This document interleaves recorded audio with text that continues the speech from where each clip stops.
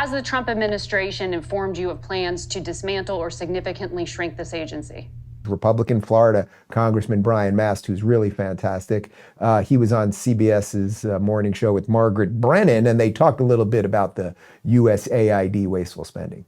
Authorize purging of State Department personnel. What does that mean exactly? Well, if you want to take a look at the State Department, where DEI has been a priority over, let's say, diplomacy in many accounts, I could give you hundreds of examples of where they were authorizing. What proof do you have of that?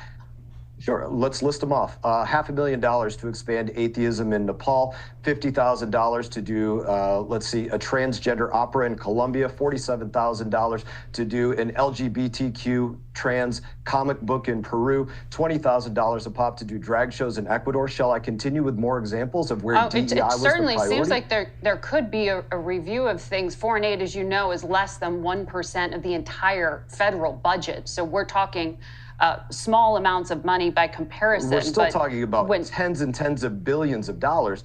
And if you want to go to somebody else on the other side of the aisle, Samantha Powers, she had a worthy goal, although it was a stupid goal. She said she was hoping to get the amount of foreign aid, USAID dollars that go to actual aid, up to 30 cents on the dollar from 10 cents on the dollar. That's a major problem, that we have this agency that's all that goes abroad. I think when you're it's talking the American workers' dollar. I think now you're talking about the USAID, the aid agency, which is separate from the State Department currently and has about $40 billion worth. Likely going to be rolled more closely under Secretary. Yeah, tell me about that, because that's where I was going. Has the Trump administration informed you of plans to dismantle or significantly shrink this agency?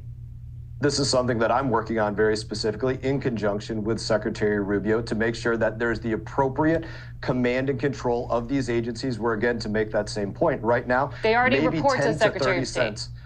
But 10 to 30 cents on the dollar is what actually goes to aid. So there's not the right amount of command and control that's going on with the way that it's set up currently. You get how this all works? Like, in some sense, it's just like, it's that curtain Wizard of Oz situation. Like, you see how hard she's running cover for the bullshit? Like, there he is just laying it out. By the way, the name of the Peruvian trans comic book, what was it? It was the Peruvian Book of Queerness. The Peruvian Book of Queerness. Connor's favorite book. I don't know why. All right, I owe you extra guacamole today. You're taking one for the team today.